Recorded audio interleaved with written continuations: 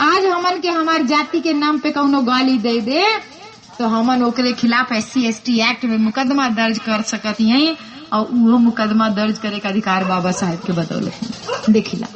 लेकिन ये बताइए, मुझे यहाँ देखने में कम से कम 300-400 लोग तो दिखाई दे रहे हैं। मैं आप सबसे बोलूं कि मुझे इतनी बढ़िया बढ़िया बात मैंने आपको बताई, 40 सारे लोग 10-10 रुपया निकाल के मुझे दीजिए। 300 लोग मुझे 10-10 रुपया निकाल के देंगे, हमरे लगे कितना पैसा इकट्ठा हो जाये? 3000 रुपया। 1 घंटा ना तो हम हाथ गोड़ डुलौली, ना तो कोनो मेहनत मजूरी कैली, खाली झूठ मूठ के ये माइक पे कुछ बोलली और बदले में हमरे लगे 3000 रुपया इकट्ठा हो गए। वहीं दूसरी तरफ आपके आदमी दिन भर खेत में मजदूरी करते हैं, मट्टी ढोते हैं, सांझी के पैसा कितना मजूरी लेके आई है? 200 रुपया, 300 रुपया, 400 रुपया। इससे ढेर तो ना मजूरी पाना जे पूरा दिन धूपी में खटत है, लेकिन 200-400 रुपया मजूरी मिलत यार। हम यहाँ 1 घंटा में 3000 रुपया बना ली। यह कुल होता है, ये कुल निरंकारी बाबा लोगन के सत्संग में। तोहरे 10 रुपया के तो कीमत ना है बहनी, लेकिन 3000 रुपया का तो कीमत है ना। और ये जब बिना मेहनत करे हमके पैसा मिला तो हम मेहनत करब, पागल कुत्ता कट ले हमके। वो पैसा से अपन गाड़ी में तेल डलाई, दूसर गांव में चल जाए, शायद वहाँ 500 मेहरारू मिल जाए मूर्ख बनाने के लिए। वो 500 से 5000 रुपया बन जाये। ऐसे ई कुल इकट्ठा कई के तोहरे धन के तो के बेवकूफ बनावे ने। आप हमके ही बतावा, का कौनो निरंकारी बाबा, शिव चर्चा वाला बाबा कब्बो तोहरे गांव में कौनो पक्की सड़क बनवले? बतावा। कब्बो कौनो स्कूल, कॉलेज, अस्पताल कुछ खुलोले? हैंडपंप, आबादी का मकान कुछो दिलोले? नहीं ना। लेकिन ये कुल अगर आपके गांव में मिलत है तो यो बाबा साहेब के बदौलत मिलत। तो भैया अपन पैसा के कीमत समझा। तोहरे 10-10, 20-20 रुपया से ये निरंकारी बाबा अपन बिटिया की शादी में हेलीकॉप्टर गिफ्ट किया था। पता है कि नहीं आपको? हेलीकॉप्टर दिया था। एक हेलीकॉप्टर 3 करोड़ रुपए का आता है। 3 करोड़ में कितना जीरो होता है आपको उतना भी नहीं पता होगा। कहाँ से उसके पास इतना पैसा आ रहा है? हमन एक साइकिल ना गिफ्ट कर पाइला अपन शादी, बिटिया की शादी में मोटरसाइकिल ना दे पाइला, और वो हेलीकॉप्टर देता है। और देखला जे इतने लोगों का, आप लोगों का भाग्य बदल, भाग्य कौनों से सही से मिलत है तो वो बाबा साहेब के अनुकंपा से मिलती है। अपन बुद्धि से सोचा, ये 10 रुपया 20 रुपया के कीमत समझा। 10 ये सब सत्संग वत्संग करे जाए के पैसा चढ़ाए के जरूरत ना है। सत्संग करे जाए के मन करे तो घर में एक चोर पर्स बनाएला, वही में देखा 10 रुपया 20 रुपया चढ़ाए उठो। तब ले इतना हमन राजा रहली ना पहले, वह राजा वाली आदत पड़ली है। गोड़ धरब तो बिना 10 रुपया धरे गोड़ ना धरो। राजा रहली, राजा की आदत, घर फूक जाए लेकिन दूसर के घर में उजियार जरूर हो। देखा 10-20 रुपया का कोनो कीमत ना है, जैसे लागत 1 रुपया चढ़ाई के चल गई। लेकिन ये 10-10, 20-20 रुपया से वो लोग कितना अमीर होते चले जा रहे हैं। शहर में जगह जगह जमीन लेकर के सत्संग भवन खोल रहे हैं। अरे इस पैसे को घर में एक ठो चोर पर्स बना लीजिए, उसमें इकट्ठा कीजिए। अपने बच्चों को पढ़ाई लिखाई में उस पैसे को इकट्ठा कीजिए। सत्संग करने जाने से, पैसा बर्बाद करने से कोई फायदा नहीं है। इसी तरीके से आपके बच्चों को गुलाम बनाने के लिए, देखिए मैं सारे बच्चों को देख रही हूँ, लगभग सारे बच्चों ने गले में किसी ने काला धागा पहना, किसी ने पैर में काले रंग का धागा पहना। क्या आप लोग जानते हैं आप लोगों ने क्यों पहना हुआ है? एक 10वीं पास बच्चा था, वो हाथ में गंडा पहने हुआ था। हमका भैया कैसन दवाई बंधले हुआ? दवाइये बंधले हुई बा? कहने हाँ दीदी। हमका कैसन दवाई? कहे दांत पिरात रहा। हम कहे वाह, दांत पिरात है, दवाई हाथे में बंधली। देखिला तू 10वीं में पढ़ा था भैया, अब भाई तू गलती से दांत का डॉक्टर बन जाइबा तो कुल मेडिकल स्टोर में तो ताला लग जाये ना। काहे कि तू तो ये पुड़िया बंधवा, कुल हाथे में धारा बांध घूमिए जाके दांत पिराई, दांत उखाड़ल जाई तो वो तो गंडा बांधे से कुल मर्ज हो जाई। तो वो के दिखौली के भैया देखा तू पढ़ल लिखल हुआ, वो के दिखौली खाली करिया डोरा के अंदर कुल करिया करिया कपड़ा खाली बंधल रहल और कुछो दवाई खाली मन के भरम खातिर बंध रही, तो आज दवाई बंधल गए, आराम हो गए। लेकिन हमन ई ना जानी कि जबले बाबा साहेब के संविधान ना लिखल रहल, ई करिया डोरा जौन गटई में बांधल जाला, इहे में ब्राह्मण हमरे गले में घंटी बंधले रहा। ई गोड़ पिराला। एक औरत आई बोली गोड़ पिराला, बहिनी करिया डोरा बांधला। एक बंदा बतौले और कुल गोड़ करिया डोरा बांधे शुरू कर दी। वह करिया डोरा में ब्राह्मण ने हमारे पैर में घुंघरू बांध रखा था। जानती हैं क्यों? क्योंकि हम अछूत थे। अछूतन के निशानी रहल गले में घंटी और गोड़े में घुंघरू। काहे के हम जब सड़क पे चलें तो ये घंटी और घुंघरू की आवाज से ब्राह्मण सचेत हो जाए कि कोई अछूत आ रहा है, हमको किनारे हो जाना है, काहे कि हमारे परछाई भी ओकरे ऊपर पड़ जाए तो के घरे जाके नहाए के पड़ी।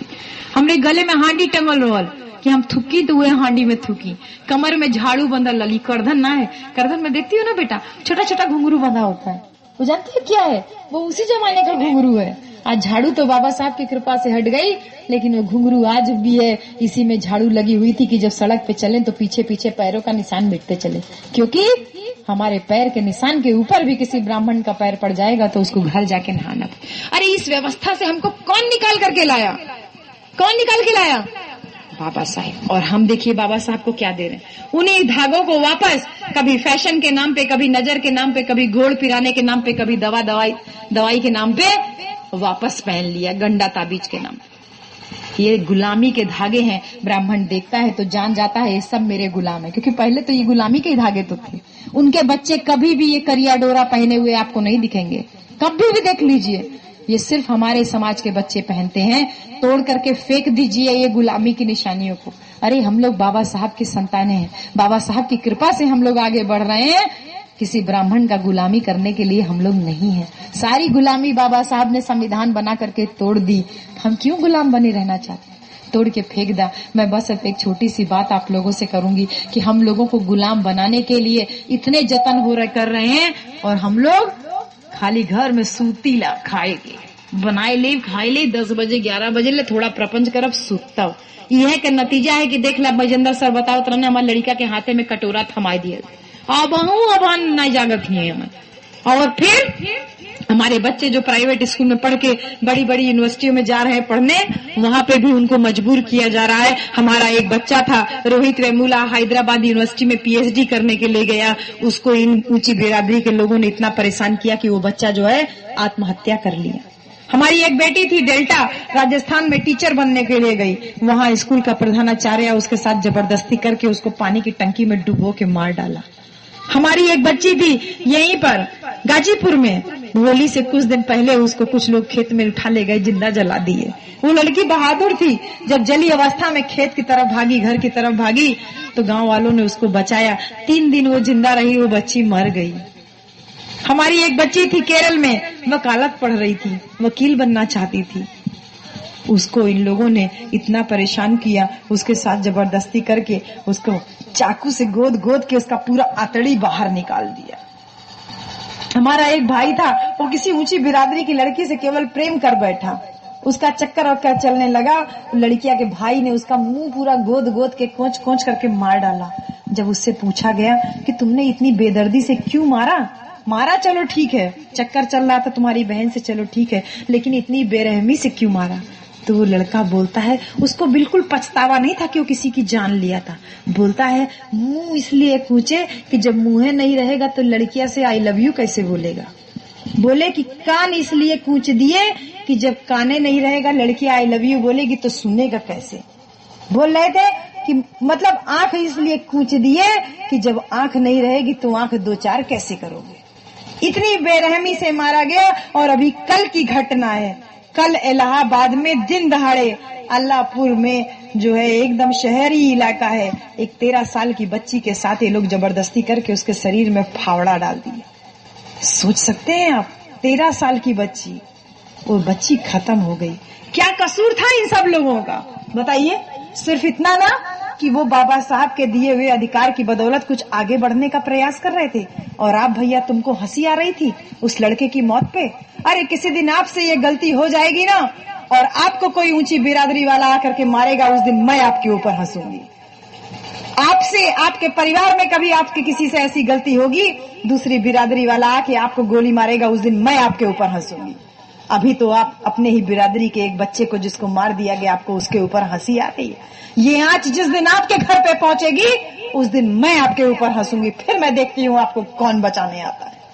आप सब क्या इंतजार कर रही हैं कि जौनू गाजीपुर वाली लड़किया के संगे भयल, जौनू इलाहाबाद वाली लड़किया के संगे भयल, जौनू केरल वाली लड़की के संगे भयल, हमारे एक भाई रहल बिहार में मजदूरी मांगे गयल, ओकर दिन जिंदा ओके थ्रेसर में डाल दिए। इतना हिस्सा उसका पता नहीं चला कहाँ चला गया। कहे तेरी इतनी औकात, तू मजदूरी मांगेगा?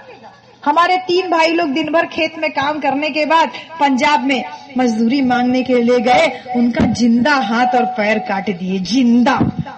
2 आदमी तो तत्काल हमारे भाई मर गए, एक भाई हमारा आज भी अस्पताल में जिंदगी और मौत से लड़ रहा है। क्या कसूर है इन लोगों का बताइए?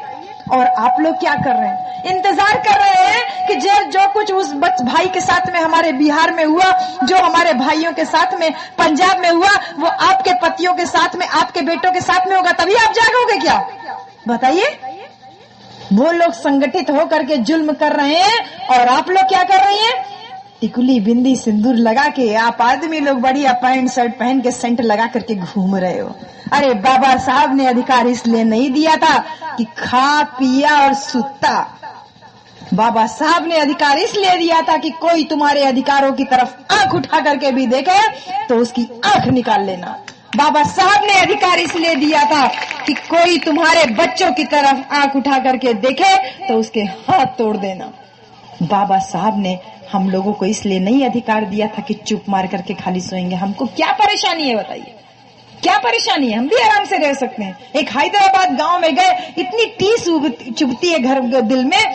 सर्दी का महीना में गए थे, 14-15 जनवरी को छुट्टी थी। गए हैदराबाद गांव में, सारे बच्चे तो बढ़िया बढ़िया स्वेटर वेटर पहन के बैठे थे।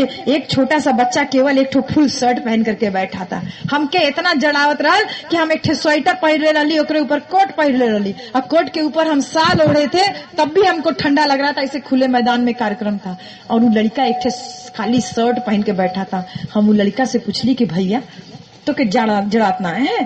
तो कहत है कि मैडम जी अक्का स्वेटर रहा, उ माई का चार दे ले रहनी, स्वेटर गिल है हमारे नाई पर। कितना कष्ट हो रहा था।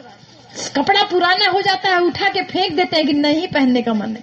वो बच्चा एक शर्ट में बैठा था। मुझे इतना रोना आया, अपने ऊपर इतना बड़ा धिक्कार आया। धिक्कार है मेरे नौकरी करने पर। मैं तो आज इतना पहन ओढ़ रही हूँ और मेरे ही परिवार का बच्चा एक शर्ट में जो है सर्दी में रात काट रहा है। एक गांव में गए, सारे बच्चे सबसे आगे बैठते हैं। और एक बच्चा बोलता है, बड़े लपकता आग रहा था ऐसे ऐसे। सारे बच्चे सबसे आगे बैठते हैं, तैयार वैयार होके आया था। आके बोलता है, ए हो कहाँ चलत है, कुछ मिली का?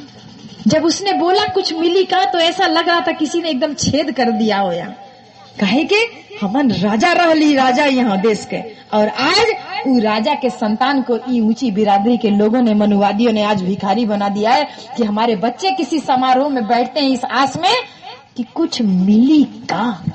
अरे इसलिए अधिकार मिला था हम लोगों को? बताइए। एक एक करके हमारे सारे अधिकार छीनते चले जा रहे हैं। जिन परिवारों में नौकरियां नहीं है उन परिवारों का हाल पूछिए क्या है। बड़ी मुश्किल से वो बच्चों को पढ़ा लिखा पा रहे हैं।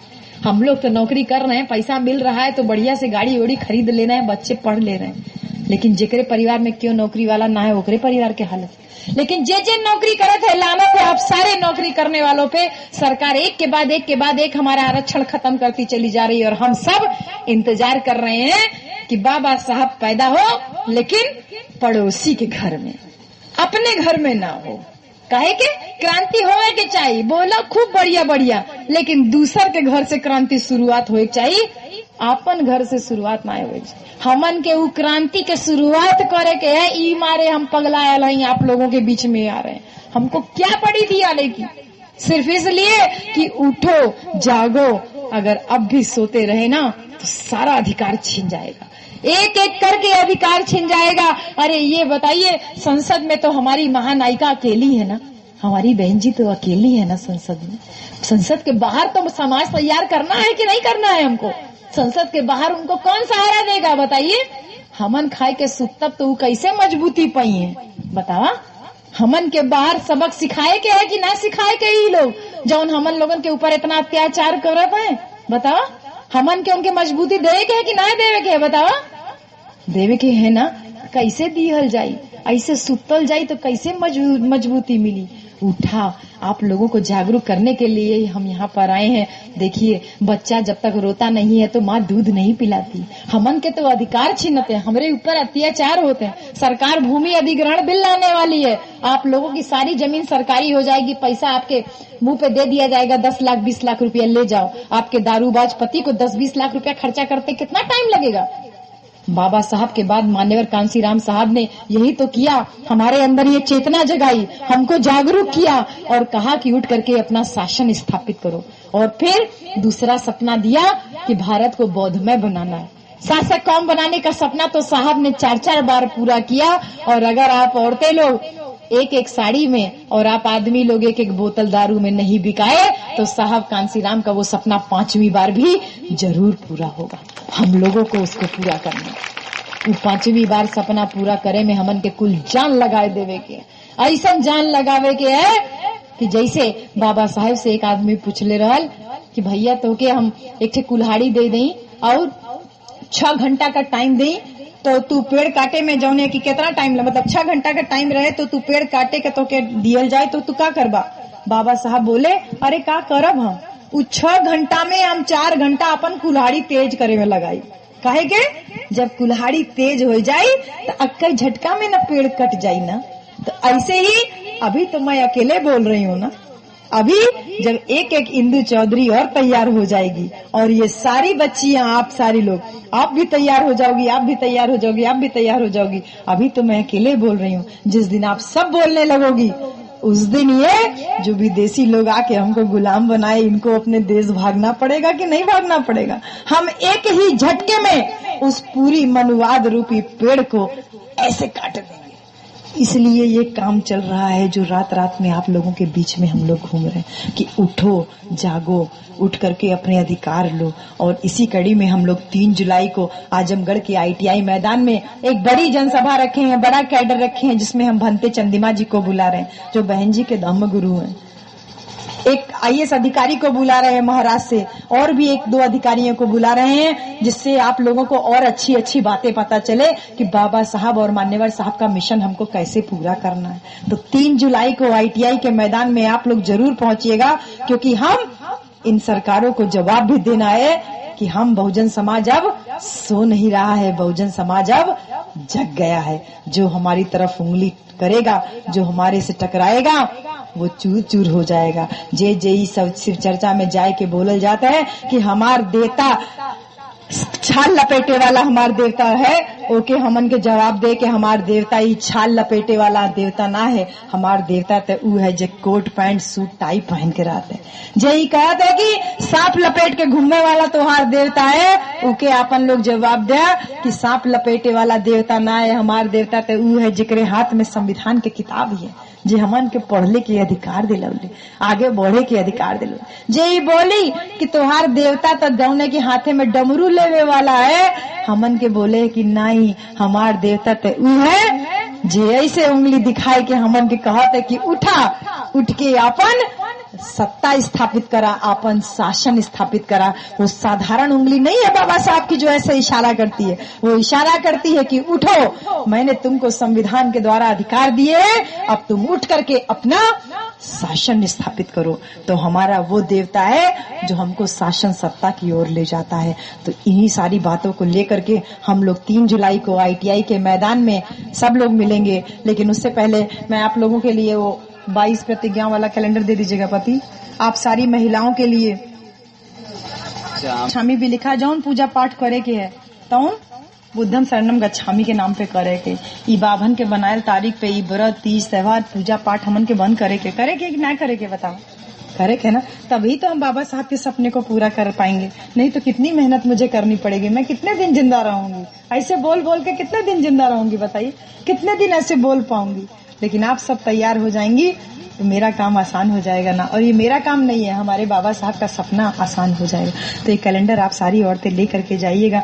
मैं एक बात और आप लोगों को बता दूं, हमारे लोगों को एक औरत ने लखनऊ में बोला था कि कल को जो लोग जूते साफ करते थे आज वो संसद में बैठ करके राज कर रहे हैं। एक ठे ऊंच बिरादरी के एक ठे बाभन नेता रहल, वो बोल के चल गई और हम मेहरारू का करती हैं, देखा वो बाबा साहब के बदौलत अधिकार पाई के नेता भइल और वो हमन के चैलेंज करके चल गई। और हमन का करत यही, हमन ओके चैलेंज के जवाब देवे के कि नहीं देवे के बतावा, ओके जवाब देवे के है कि तू आज नेता बन पौलू तो ई बाबा साहब के बदौलत। बाबा साहब एक सभा में बोले थे कि जिस दिन ये अनुसूचित वर्ग और पिछड़ा वर्ग एक हो जाएगा, उस दिन ये 3% ब्राह्मण आपका जूते का फीता खोलने में अपनी शान महसूस करेगा। हमन के ई जवाब देवे के है कि अब बहुजन समाज जौन ये के जाग गयल है, अब उ सोवत ना है। जे जे ऐसे बोली ते के हम बाबा साहेब के जैसन जवाब देव। उहे जवाब जौन बाबा साहेब 6 साल के रहने स्कूले में मास्टर के देले रहन। मास्टर से बोले थे बाबा साहब, रोज मास्टर बाबा साहब को तंग करता था, बोलता था तू अछूत है, तू महार है, तू पढ़ लिख के क्या करेगा।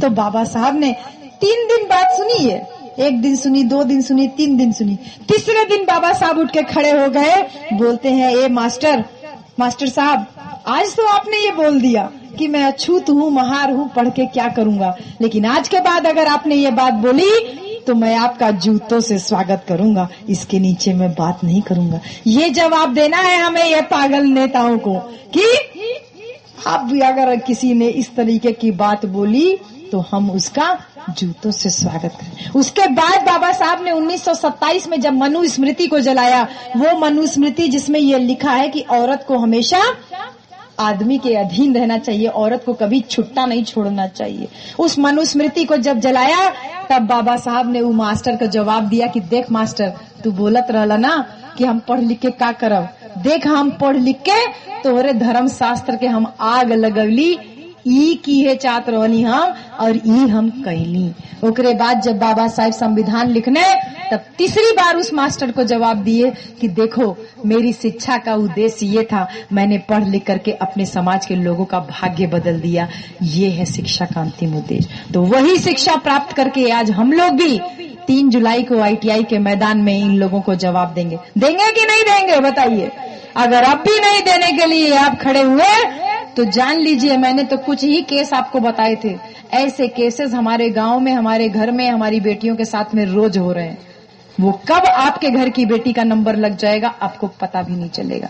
तो हमको संगठित होकर के रहना है, आगे बढ़ करके रहना है। साहब कांशी राम ने एक बात बोली थी कि ब्राह्मण की बोली से, ठाकुर की गोली से और बनिया की झोली से अगर बचना है तो टोली बना लो। हम सबको टोली बना करके रहना है, इकट्ठा होकर के रहना है। इन्हीं सारी बात के साथ मैं अपनी बात को समाप्त करती हूँ। बहुत लोग ये कहते हैं मैडम जी चुनाव लड़े के तैयारी तो ना करती है, जो इतना निक बोलती है। तो भैया चुनाव लड़ने के लिए अगर होता तो इतना देर तक नहीं भाषण देते, थोड़ा देर बोलते, कौनो पार्टी का बढ़िया से नाम लेते और चले जाते, इतना गला फाड़ने की जरूरत नहीं थी। इसलिए हमने एक नारा दिया है कि हमको नोट नहीं चाहिए, ये जो कैलेंडर वगैरह हम बंटवा रहे हैं ये सब हम अपने पैसे से, विजेंद्र सर और हम अपने पैसे से मिल करके हम लोग आप लोगों को बीच में उसका पैसा नहीं लेते हैं। हमको नोट नहीं चाहिए, हमको वोट भी नहीं चाहिए। हम आपसे कोई चुनाव के लिए पैसा और चंदा और वोट मांगने के लिए नहीं आए हैं। तो न नोट चाहिए न वोट चाहिए, हमको हर एक गांव में हर एक परिवार की एक महिला और एक युवा का सहयोग चाहिए। इसके अलावा हमें आप लोगों से और कुछ नहीं चाहिए। मैं एक अंतिम बात आपसे बोल दूं कि जब आपके गांव में मैं आ रही थी तो गाड़ी वही रास्ते में फंस गई थी। जहां फंसी थी उसके बगल में 3-4 ठो ताड़ी का पेड़ दिखाई दे रहा था, है ना। ताड़ी का पेड़ देख करके एक चीज समझ में आई कि इस गांव में दारूबाज लोग बहुत ज्यादा रहते हैं। और उसका सबसे बड़ा नमूना तो वो बच्चा मुझे दिखाई दिया। कितना उम्र थी उसकी? 16, 17, 18 साल का अगर बहुत रहा होगा, 20 साल से तो कम है उम्र हो। देख रहे ना, टुन्न होकर के आया था, बैठा था। इतनी औकात हो गई आज हमारे बच्चों की कि बड़े बुजुर्गों का भय ही नहीं है। भैया ये आप लोगों की दारू पीने की आदत की वजह से ही हुआ है। भैया पता है हम औरतें भी दारू पी सकती हैं, कोई बड़ा काम नहीं है दारू पीना। का बहनी दारू की मेहनत लगे ले नहीं ना, हमनो पाउच खरीद के दारू पी सकीला, हमनो ताड़ी खरीद के पी सकीला, लेकिन हमन ताड़ी काहे ना पीला भैया पता है काहे कि दारू पिए के बाद तू अपन लड़का के भुला जाला। हमन दारू पिए शुरू कर देनी तो हमारे लड़का की जिंदगी पूरी तरीके से खराब हो जाए, ई मारे हमन दारू ना पीला, नहीं तो कोनो बड़ा काम ना है। और जे दारू पी के पत्नी के पीटे ना भैया लोग, इहो जानिला ई बहुत कायरता वाला काम है, कोनो बहादुरी के काम ना है। हमनो आप लोगों के पीट सकीला। जे जानवर के काबू में कर सकती है वो औरत आदमी को भी काबू में कर सकती है। डंडा उठाने में कोई बहुत मेहनत नहीं लगती है। जानवर फटाफट टंगड़ी नहीं मार सकता, दूध लेती है, टंगड़ी नहीं मार सकता, सानी भूसा कर लेती है, टंगड़ी नहीं मार सकता, खेत में चरा के ले आती हैं। आपको भी चरा सकती हैं, आपको भी डंडा मार सकती हैं, लेकिन आपकी इज्जत मान मर्यादा का ख्याल रहता है, इसलिए आपके ऊपर हाथ नहीं उठाती हैं। ये मत समझिए कि औरत बहुत कमजोर है। तो भैया जो जो दारू पी करके अपनी पत्नी को पीटते हो या जो जो दारू पी करके अपने घर को बर्बाद कर रहे हो, आप सारे भाई लोगों को मैं आपके गांव में, यहाँ भगतपुर में, नाम तो भगतपुर है और कितने बड़े बड़े भगत यहाँ रह रहे हैं, दारू पीने वाले भगत रह रहे हैं। ये सारे भगतपुर वाले भक्तों को, दारूबाज भक्तों को मैं चैलेंज करके जाती हूँ कि दारू पी के पत्नी को पीटने में क्या बहादुरी दिखाते हो। अरे अपने आप को मर्द कहलाना चाहते हो, अपने आप को पुरुष कहलाना चाहते हो, अपने आप को बहादुर कहलाना चाहते हो, तो अपने एक बच्चे को पढ़ा लिखा करके मेरे जैसा प्रोफेसर बना दो, तब मैं जानू आप बहादुर हो, नहीं तो आपको बहादुर कहलाने का कोई हक नहीं। भैया इस शराब में हमारे बच्चों की देख रहे ना, ब्रीड खराब हो रही है, हमारी नस्ल खराब हो रही है इस दारू की वजह से। ये बच्चे को कोई अभी 30 साल का होगा तो ये 50 साल का लगने लगेगा। कोई किसी और से ये लोहा लेने लायक रहेगा? क्यों बाभन ठाकुर एक ऊपर मार दे तो ये तो घिघियाई के रह जाये ना, काहे के दारू दौड़ती है ना, खून तो है ना, खून तो कुल सुखाए गया।